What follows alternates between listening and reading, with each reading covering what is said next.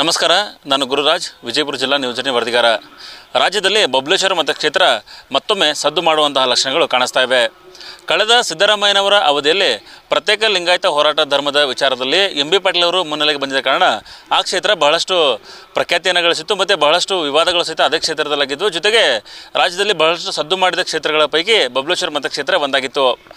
ಈ ಬಾರಿ ಸಹಿತ ಮತ್ತೆ ಅದೇ ರೀತಿ ಪುನರಾವರ್ತನೆ ಆಗುವ ಲಕ್ಷಣಗಳು ಕಾಣಿಸ್ತಾ ಇವೆ. ಅದಕ್ಕೆ ಕಾರಣ ಕನ್ನೇರಿ ಶ್ರೀಗಳನ್ನು ಡಿಸೆಂಬರ್ 14ಕ್ಕೆ ವಿಜಯಪುರ ಜಿಲ್ಲೆಗೆ ಪ್ರವೇಶಕ್ಕೆ ನಿರ್ಬಂಧ ವಿಚಾರಕ್ಕೆ ಸಂಬಂಧಪಟ್ಟಂಗೆ ರಾಜ್ಯ ಸರ್ಕಾರ ಮತ್ತು ಜಿಲ್ಲಾ ಉಸ್ತುವಾರಿ ಸಚಿವ ಎಂ.ಬಿ. ಪಾಟೀಲ್ ಅವರು ನೇರ ಕಾರಣ ಅಂತೇಳಿ ಭಕ್ತರು ಮತ್ತು ಶ್ರೀಗಳ ಕಡೆಯವರು ಆರೋಪ ಮಾಡಿದ ಬಳಿಕ ಈ ವಿಚಾರ ಮತ್ತೆ ಮುನ್ನೆಲೆಗೆ ಬಂದಿದೆ. ನಿರ್ಭೀತ, ನಿಷ್ಪಕ್ಷಪಾತ, ವಿಶ್ವಾಸಾರ್ಹ ಸುದ್ದಿಗಳಿಗೆ ಮತ್ತೊಂದು ಹೆಸರಾಗಿರೋ ನ್ಯೂಸ್18 ಕನ್ನಡ ಈಗ ಆಪ್ನಲ್ಲೂ ಲಭ್ಯ ಇದೆ. ದಯವಿಟ್ಟು ಇಲ್ಲಿರೋ QR ಕೋಡ್ ಅನ್ನು ಸ್ಕ್ಯಾನ್ ಮಾಡಿಕೊಂಡು ಆಪ್ ಡೌನ್ಲೋಡ್ ಮಾಡೋದಕ್ಕೆ ಮರಿಬೇಡಿ. ನಿಮ್ಮ ಬೆಂಬಲ ಹೀಗೆ ಸದಾ ನಮ್ಮೊಂದಿಗಿರಲಿ. ಧನ್ಯವಾದ.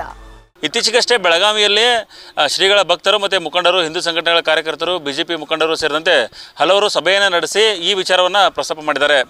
ಸರ್ಕಾರ ಕನ್ನೇರಿ ಶ್ರೀಗಳನ್ನು ವಿಜಯಪುರ ಜಿಲ್ಲೆ ಪ್ರವೇಶಕ್ಕೆ ನಿರ್ಬಂಧ ವಿಧಿಸಿರುವುದು ಖಂಡನೀಯ. ಜೊತೆಗೆ ಸ್ವಾಮೀಜಿಗಳನ್ನು ಈ ರೀತಿ ಸ್ವಂತ ಜಿಲ್ಲೆಗೆ ಬರೋದಕ್ಕೆ ನಿರ್ಬಂಧಿಸುವುದು ಬಹಳಷ್ಟು ಆಕ್ರೋಶಕ್ಕೆ ಕಾರಣವಾಗಿದೆ ಅಂತೇಳಿ ಅವರು ಆಕ್ರೋಶವನ್ನು ವ್ಯಕ್ತಪಡಿಸಿದ್ದಾರೆ. ಅದೇ ಕಾರಣಕ್ಕೆ ಶ್ರೀಗಳನ್ನು ವಿಜಯಪುರ ಜಿಲ್ಲೆ ಪ್ರವೇಶ ನಿರ್ಬಂಧಕ್ಕೆ ಮುಖ್ಯವಾಗಿ ಎಂ.ಬಿ. ಪಾಟೀಲ್ ಅವರೇ ಕಾರಣ ಅಂತೇಳಿ ಒಂದು ಆರೋಪವನ್ನು ಅವರು ಮಾಡೋದ್ರ ಮೂಲಕ ಎಂ.ಬಿ. ಪಾಟೀಲ್ ಅವರ ಮತಕ್ಷೇತ್ರದಿಂದಲೇ ನಾವು ಹೋರಾಟವನ್ನು ಆರಂಭಿಸ್ತೇನೆ ಅನ್ನೋ ಹೇಳಿಕೆಯನ್ನು ಕೊಟ್ಟಿದ್ದರಿಂದಾಗಿ ಈಗ ಬಬಲೇಶ್ವರ ಕ್ಷೇತ್ರ ಮತ್ತೆ ಮುನ್ನೆಲೆಗೆ ಬಂದಿದೆ. ಈ ಹಿಂದೆ ಪ್ರತ್ಯೇಕ ಲಿಂಗಾಯತ ಹೋರಾಟದ ಸಮಯದಲ್ಲಿ ಸಹಿತ ಪಂಚಪೀಠದ ಶ್ರೀಗಳು ಸಹಿತ ಬಬಲೇಶ್ವರ ಮತಕ್ಷೇತ್ರ ವಿವಿಧ ಕಡೆ ಪ್ರಚಾರವನ್ನು ಮಾಡಿದರು. ಜೊತೆಗೆ ಸಭೆಗಳನ್ನು ಸಹಿತ ಮಾಡಿದರು. ಯಾಕಂದರೆ ಪ್ರತ್ಯೇಕ ಲಿಂಗಾಯತ ಮಾಡೋದ್ರಿಂದ ಧರ್ಮ ಒಡೆಯುತ್ತಾರೆ ಅಂತೇಳಿ ಆರೋಪವನ್ನು ಮಾಡಿ ಎಂ.ಬಿ. ಪಾಟೀಲ್ ವಿರುದ್ಧ ಅವರೊಂದು ಹೋರಾಟವನ್ನು ಪರೋಕ್ಷವಾಗಿ ಕೈಗೊಂಡಿದ್ದರು.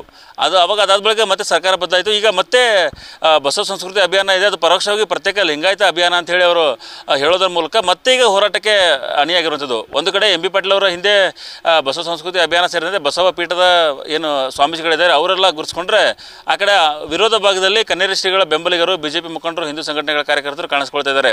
ಹಾಗಾಗಿ ಮತ್ತೊಮ್ಮೆ ಬಬಲೇಶ್ವರ ಮತಕ್ಷೇತ್ರ ಒಂದು ಜಿದ್ದಾಜಿದ್ದಿಗೆ ಕಾರಣವಾಗುವಂಥ ಲಕ್ಷಣಗಳು ಕಾಣಿಸ್ತಾ ಇವೆ.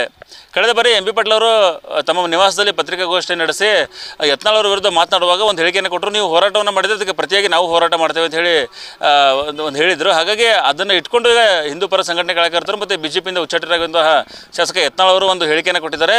ಬಬಲೇಶ್ವರ ಕ್ಷೇತ್ರದಿಂದ ನಾವು ಹೋರಾಟವನ್ನು ಆರಂಭಿಸ್ತೇವೆ. ಮೊದಲು ಬಬಲೇಶ್ವರ ಕ್ಷೇತ್ರದಿಂದ ನಾವು ಸಮಾವೇಶವನ್ನು ಕೈಗೊಂಡು ಬಳಿಕ ದಾವಣಗೆರೆ ಸೇರಿದಂತೆ ಬೇರೆ ಬೇರೆ ಕಡೆ ಮಾಡ್ತೇವೆ. ಆದರೆ ಶುರುವಾತನ್ನು ನಾವು ಬಬಲೇಶ್ವರ ಕ್ಷೇತ್ರದಿಂದ ಮಾಡ್ತೇವೆ. ಈ ಮೂಲಕ ಎಂ.ಬಿ. ಪಾಟೀಲ್ ಅವರ ಸವಾಲನ್ನು ಸ್ವೀಕರಿಸ್ತೇವೆ ಅಂತ ಹೇಳಿದ್ದಾರೆ. ಈ ಎಲ್ಲ ಕಾರಣಗಳಿಂದಾಗಿ ಬಬಲೇಶ್ವರ ಕ್ಷೇತ್ರ ಮತ್ತೆ ಮುನ್ನೆಲೆಗೆ ಬಂದಿರುತ್ತದೆ. ಪ್ರತ್ಯೇಕ ಲಿಂಗಾಯತ ಹೋರಾಟದಲ್ಲಿ ಸಹಿತ ಬಹಳಷ್ಟು ವಿವಾದಗಳು ಉಂಟಾಗಿದ್ವು. ಹಾಗಾಗಿ ಆದರೆ ವಿಶೇಷ ಅಂದರೆ ಎಂ.ಬಿ. ಪಾಟೀಲ್ ಅವರು ಅದೇ ಚುನಾವಣೆಯಲ್ಲಿ ಅತಿ ಹೆಚ್ಚು ಮತಗಳಿಂದ ಗೆದ್ದು ಬಂದಿರುತ್ತದೆ. ಬಹುತೇಕ ಪ್ರತಿ ಚುನಾವಣೆಯಲ್ಲಿ ಅವರು 10-15 ಸಾವಿರ ಈ ರೇಂಜಲ್ಲಿ ಗೆದ್ದು ಬರುವಂಥದ್ದು ಇರುವಂಥದ್ದು. ಆದರೆ ಪ್ರತ್ಯೇಕ ಲಿಂಗಾಯತ ಹೋರಾಟ ಸಮಯದಲ್ಲಿ ಅವರು 29,000ಕ್ಕಿಂತ ಹೆಚ್ಚು ಓಟು, 30,000ಗೆ ಒಂದು ಸ್ವಲ್ಪ ಕಡಿಮೆ ಅಷ್ಟು ಅಂತರದಲ್ಲಿ ಅವರು ಗೆಲುವನ್ನು ಸಾಧಿಸಿದರು. ಅದಾದ ಬಳಿಕ ಈಗ ಮತ್ತೆ ಒಂದು ಹೋರಾಟಕ್ಕೆ ಈಗ ಸಾಕ್ಷಿ ಆಗ್ತಾ ಇರುವಂಥದ್ದು ಬಬಲೇಶ್ವರ ಮತಕ್ಷೇತ್ರ. ಈ ಬಾರಿ ಶ್ರೀಗಳ ಕಾರಣದಿಂದಾಗಿ ಅದು ಹೋರಾಟಕ್ಕೆ ಸಾಕ್ಷಿಯಾಗಿರೋದ್ರಿಂದ ಅವಾಗ ಲಿಂಗಾಯತ ಅಂತೇಳಿ ಅದರಲ್ಲಿ ವೀರಶೈವ ಈ ರೀತಿ ಬೇರೆ ಬೇರೆ ವಿಧಾನಗಳಲ್ಲಿ ಹೋರಾಟ ಆಗಿತ್ತು. ಆದರೆ ಈಗ ಹಿಂದೂ ಸಂಘಟನೆಗಳು ವರ್ಸಸ್ ಎಂ.ಬಿ. ಪಾಟೀಲ್ ಅನ್ನೋ ರೀತಿ ಹೋರಾಟಕ್ಕೆ ಲಕ್ಷಣಗಳು ಕಾಣಿಸ್ತಾ ಇದ್ದಾವೆ. ಹಾಗಾಗಿ ಅವರು ಇನ್ನೂ ದಿನಾಂಕವನ್ನು ಘೋಷಣೆ ಮಾಡಿಲ್ಲ. ಯಾವಾಗ ಹೋರಾಟವನ್ನು ಕೈಗೊಳ್ತೇವೆ ಅಂತ ಹೇಳಿ ದಿನಾಂಕ ಘೋಷಣೆ ಮಾಡಿದ ಬಳಿಕ ಮತ್ತೊಮ್ಮೆ ಬಬಲೇಶ್ವರ ಕ್ಷೇತ್ರ ರಾಜ್ಯದ ಗಮನ ಸೆಳೆಯುವುದರಲ್ಲಿ ಯಶಸ್ವಿಯಾಗುವಂಥದ್ದು.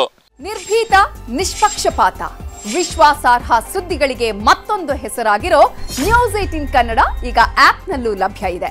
ದಯವಿಟ್ಟು ಇಲ್ಲಿರೋ QR ಕೋಡ್ ಅನ್ನು ಸ್ಕ್ಯಾನ್ ಮಾಡಿಕೊಂಡು ಆಪ್ ಡೌನ್ಲೋಡ್ ಮಾಡೋದಕ್ಕೆ ಮರಿಬೇಡಿ. ನಿಮ್ಮ ಬೆಂಬಲ ಹೀಗೆ ಸದಾ ನಮ್ಮೊಂದಿಗಿರಲಿ. ಧನ್ಯವಾದ.